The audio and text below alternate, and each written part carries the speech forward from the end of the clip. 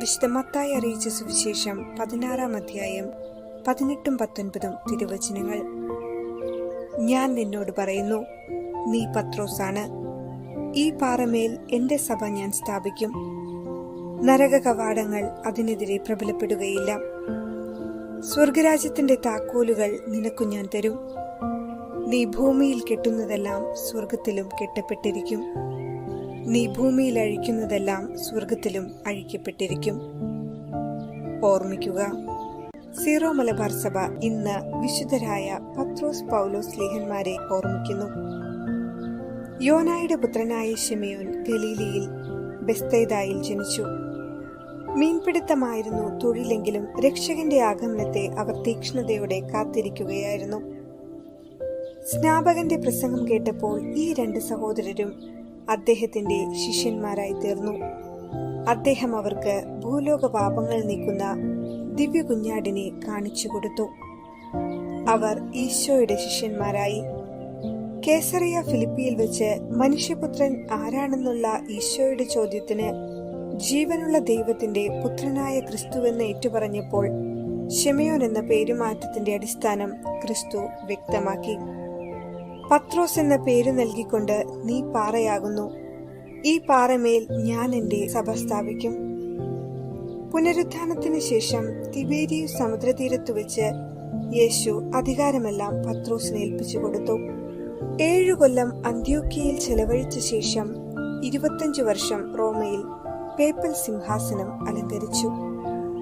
ക്രിസ്തുവിന് ശേഷം 69-ാം ആണ്ട് ജൂൺ 29-ാം തീയതി നീറോ ചക്രവർത്തിയുടെ ആജ്ഞപ്രകാരം പത്രോസിനെ വത്തിക്കാൻ കുന്നിൽ കുരിശിൽ തറച്ചുകൊന്നു.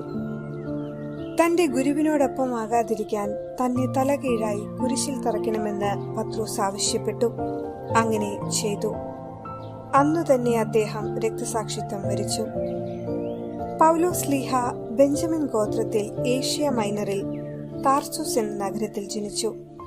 കർത്താവിന്റെ ശിഷ്യന്മാരെയെല്ലാം കൊന്നൊടുക്കണമെന്ന് ഭീഷണി മുഴക്കിയിരുന്ന സാവൂൾ മഹാപുരോഹിതനെ സമീപിച്ച് ക്രിസ്ത്യാനികളെ പിടിച്ചുകെട്ടി ജെറുസലേമിലേക്ക് കൊണ്ടുപോകുന്നതിന് ഡമാസ്കസിലെ സംഘങ്ങൾക്ക് നിർദ്ദേശം നൽകണമെന്ന് ആവശ്യപ്പെട്ടു.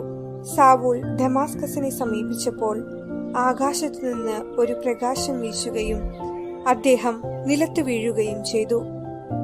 ആ സമയം ഈശോ പ്രത്യക്ഷപ്പെട്ട് ചോദിച്ചു, സാവൂൾ, സാവൂൾ, നീ എന്തിന് എന്നെ പീഡിപ്പിക്കുന്നു? നീ പീഡിപ്പിക്കുന്ന നസ്രായനായ യേശുവാണ് ഞാൻ. ആ സമയം സാവൂളിന് മാറ്റമുണ്ടായി. സാവൂൾ അനനിയാസിന്റെ പക്കൽ നിന്നും ജ്ഞാനസ്നാനം സ്വീകരിച്ച് പൗലോസായി മാറി. ക്രിസ്തുവർഷം 45 മുതൽ 57 വരെ സ്ലീഹ 3 പ്രേക്ഷിതയാത്രകൾ നടത്തി. 67-ാം ആണ്ടിൽ ജൂൺ മാസം 29-ാം തീയതി റോമയിൽ വെച്ച് സ്ലീഹായുടെ ശിരച്ഛേദനം നടത്തി. 3 പ്രാവശ്യം ആ ശിരസ് കുതിച്ചു ചാടിയെന്നും ശിരസ് പതിച്ച സ്ഥലങ്ങളിൽ ഉറവയുണ്ടായെന്നും പറയപ്പെടുന്നു. പൗലോസിന്റെ ഹൃദയം ക്രിസ്തുവിന്റെ ഹൃദയം പോലെ ആയിരുന്നെന്ന് വിശുദ്ധ ക്രിസ്തോസ്തോം പറയുന്നു. ഞാൻ ജീവിക്കുന്നു, എന്നാൽ ഞാനല്ല, മിശിഹ എന്നിൽ ജീവിക്കുന്നു എന്ന് സ്ലീഹ പറഞ്ഞതുപോലെ എല്ലാവർക്കും പറയുവാനുള്ള യോഗ്യതയ്ക്കായി ഒരുങ്ങാം. അതിനായി പ്രാർത്ഥിക്കാം.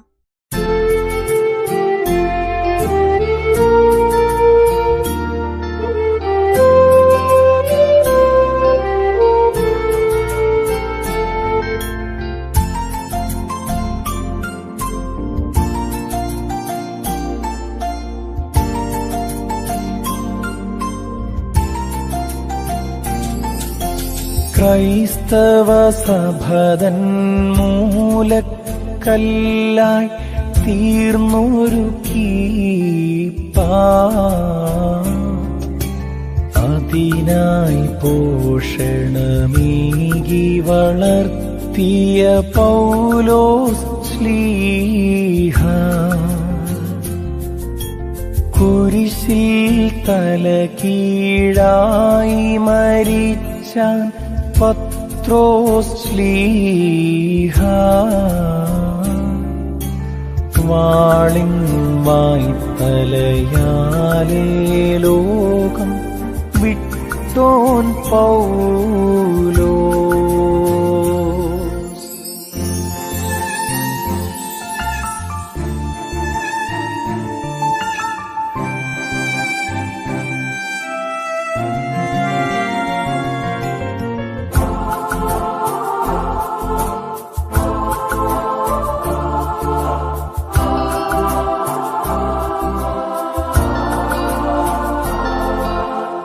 അവർ തന്നോർമ്മയെ ഭക്തിയോടടിയാർ കൊണ്ടാടുന്നു. കർത്താവേ, പാർപ്പിക്കണമവരെ നിൻ രാജ്യത്തിൽ. അവർ തൻ പ്രാർത്ഥന ഞങ്ങൾക്കും തുണയായിടണമേ. തിരുമുഖദർശനമടിയാർക്കും തന്നരുളുക കൃപയാ.